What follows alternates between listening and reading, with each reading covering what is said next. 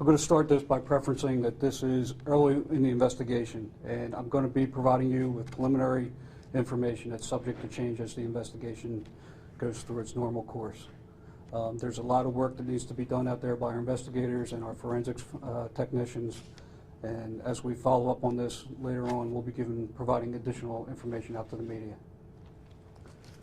Today, Tuesday, March 24th at 2:26 in the afternoon, Portsmouth Police Department Special Investigations Unit detectives were conducting surveillance in the area 7th and Madison, the Southside Garden Apartments. The detectives' attention became focused on a vehicle which was occupied by two males. The detectives approached the vehicle and started an interview with both the driver and the passenger. The passenger did exit the vehicle. However, the driver refused to exit the vehicle and at that time fled in the vehicle, almost striking a detective. A marked unit that was in the area initiated a pursuit on this vehicle. The pursuit continued on Effingham Street to 264, down to Portsmouth Boulevard to Shea Street, and eventually turning on to Colin Drive, a distance of about approximately 5 miles. The suspect vehicle pulled up in the front lawn of 19 Colin Drive, at which time the driver, the male, exited the vehicle and attempted to run inside the front door of 19 Colin. The primary officer in the pursuit exited his vehicle, initiated a very short foot chase, and deployed his taser towards the suspect as he was attempting to get into the house. The taser had no impact on the suspect, and a struggle ensued. Both the suspect and the officer proceeded into the living room, into a small hallway, and into the bedroom area, and that was followed by backup officers who arrived shortly thereafter. A second officer, one of the backup officers, deployed his taser, and again, there was no impact on the individual at that time. The struggle continued, at which time the suspect produced a handgun. The officers then yelled, "Gun," and made attempts to grab the gun as well as the individual's hand. As this was occurring, one officer discharged his service weapon, firing approximately 3 to 5 shots.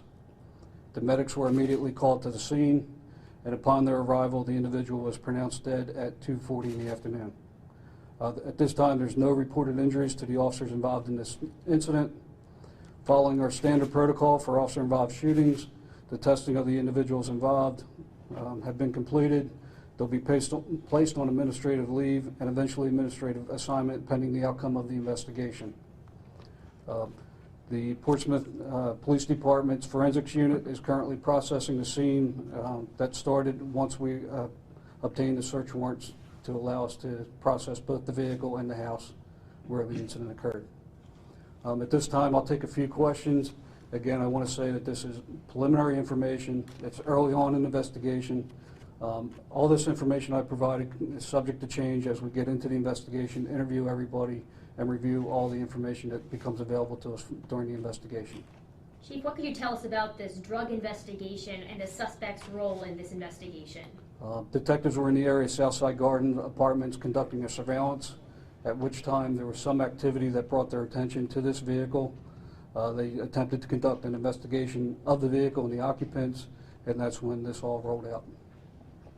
Were there any drugs found on the man that was shot? I don't have that information. Like I said, we just got into the house to begin processing the scene. And what is the connection to that house? Do you know, did he live there, or? Possibly. I'm not going to release the individual's name or identity until we're ensure that the detectives make all the proper next of kin notifications. Was there anyone else in that home? I believe there's one other occupant of the home. Were they hurt? No. The vehicle itself, where was the vehicle located specifically? What type of vehicle was it? The vehicle was driven onto the front lawn of 19 Colin Drive, where the individual exited the vehicle and attempted to run right into the front door of the house. I'm sorry, at the beginning of all of this, where was the vehicle located? 7th and Madison Street at Southside Garden Apartments. I apologize for coming in late. The gentleman, we were told the gentleman made it inside the house, and what can you give me the nuts and bolts, what you already folks here? When the pursuit ended, the individual parked his vehicle on the front lawn of 19 Colin Drive, attempted to run into the front yard, at which time the primary officer of the pursuit started to give chase and deployed his taser in attempts to apprehend the subject. The taser had no impact on the individual. The individual was able to make it inside the house. A struggle ensued, which went through the living room, a small hallway, and a bedroom, from what I'm told, at which time backup officers in the pursuit arrived. A second officer deployed his taser. Again, there was no effect. Handgun was produced by the individual, causing one of the officers to discharge his weapon. Do you believe the handgun was on the suspect the entire time this was going on? I don't know. That's too early to tell for that. Do you think you recovered a handgun? I'm told that there is a weapon at the crime scene. And then when you said that there was no effect with the taser, was it because it didn't hit or it just didn't have an effect on him to stop? The information that I received is that when the tasers were deployed, it had no effect on the individual at all. Did both connections make it there? I'm not sure, but that's still subject to further investigation. Can you talk about the struggle? You said the struggle. It's a close quarter struggle, from what I understand. It's a small living room, hallway, bedroom, possibly the bathroom running off the hallway. I'm not exactly sure the layout of the house. I did not go into the crime scene, so I can't really tell you exactly what is there. Will the names of the officers be released that were involved in this? Later on, we will release the name of the officers involved, as well as once we ensure that notification to next of kin has been made, then we'll release that as well. Sorry, were they all placed on administrative leave or just the officer that fired? All three officers will be placed on administrative leave right up front. We go through a normal process, and eventually it could be placed on administrative duty pending the outcome of the investigation. Did the suspect ever fire that handgun that he had? I do not believe he fired a firearm. He produced the handgun. Did only one officer fire his weapon? Yes. Okay, and how many times was the suspect actually shot and where on the suspect's body? I don't have that information yet. Chief, partner, we just talked to the man's wife not too long ago. She was quite emotional. She said she was in the house, and she said that the officers had the upper hand and, in her words, beat him like a dog.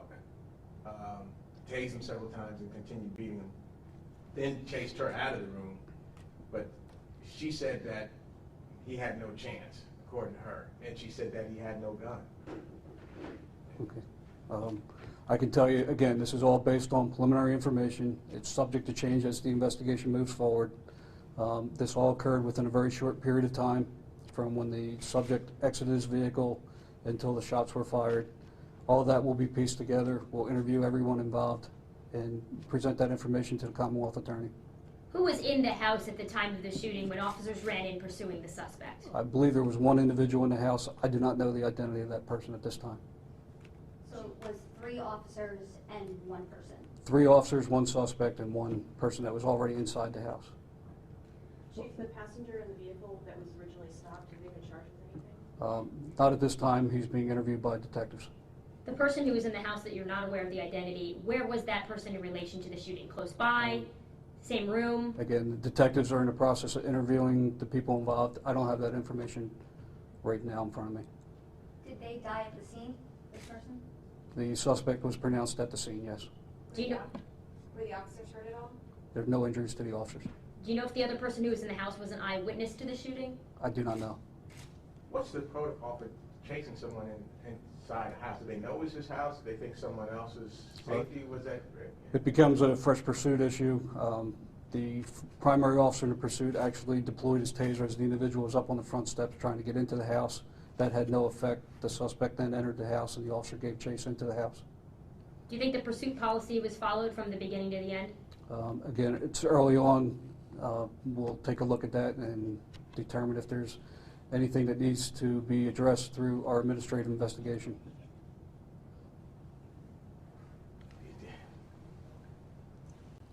With the current events and things that's been going on nationally, are you concerned? Are you concerned that Portsmouth is going to be in a national light in a negative way, especially what's been going on in other cities, and especially listening to this man's wife, after listening to this man's wife, and her account of what happened? Ever since the incidents around the country, I think every chief in the country has been concerned, and we've all begun to take steps to prepare in case an incident of this nature had occurred. We've reached out to the NAACP. We've had some positive meetings building up to this incident occurring. We do a lot of work with our community, being a transparent agency. We've been transparent with the media, letting them know the things we're doing, and we try to provide you with as much information as we can as our investigations move forward. So all those deposits to building trust, now's the time that we're going to hopefully really see the investments that we made to people, for our folks to remain calm and wait for the investigation and wait for the final decisions to be made. Do you stand behind your officers today? Yes, I do, based on the preliminary information. And again, like I said, this is preliminary and it's subject to further investigation when all the information comes in. There's actually 2 investigations that are conducted. There's a criminal investigation and then there's an administrative investigation. Criminal investigation gets presented to the Commonwealth Attorney, and then we'll take a look from the administrative to see if our policies and procedures were followed and critique ourselves to see if we can do better next time. Chief, I know you don't have body cameras in your force, but do you know if there's any video? Do you have any video from any of this? Our tasers do have video cameras, so that the detectives will be downloading that information to determine what's exactly been recorded. Based on past experience with the taser videos, they've been rather poor quality, but there is also audio recording. So, What did the suspect say when the officers were first approaching the suspect? Could you say if he refused to get out of the car or simply drove off? it's too early in the investigation to put that information out there. I haven't had the time to sit down with the detectives who are doing the interviews and going through the crime scene. Again, normally this process, this press conference would be 1 or 2 days out after the incident, but because of some of the things that we've changed, because of what's going on around the country here, just a couple hours after the incident, we're trying to get the preliminary information out to the public. Can you explain a little bit more about the audio on the tasers? With that, when does the audio start? Is it anytime it's on the officer or anytime it's being pulled off? Could you explain a little bit about how As soon what as- it would have captured? As soon as the taser's engaged, Does that mean on or? turned on, the video and audio recordings kick on. What was the suspect doing at the moment that he was shot? Was he lunging? Was he stopping? Was he running? Could you describe his body motion, or was he saying anything? I don't have that information to put that out now.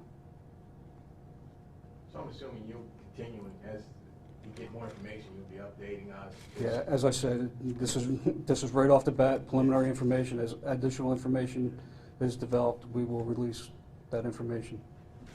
Can you talk at all a little bit more about the struggle that you said ensued? Was he hitting the officers? What was he doing that made them?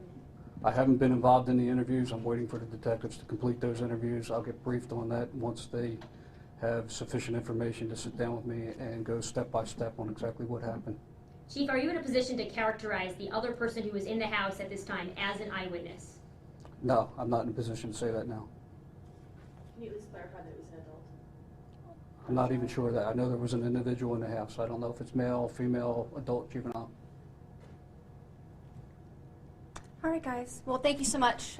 We appreciate it. We'll be putting out updates, and I'll make sure I make contact with all of you guys.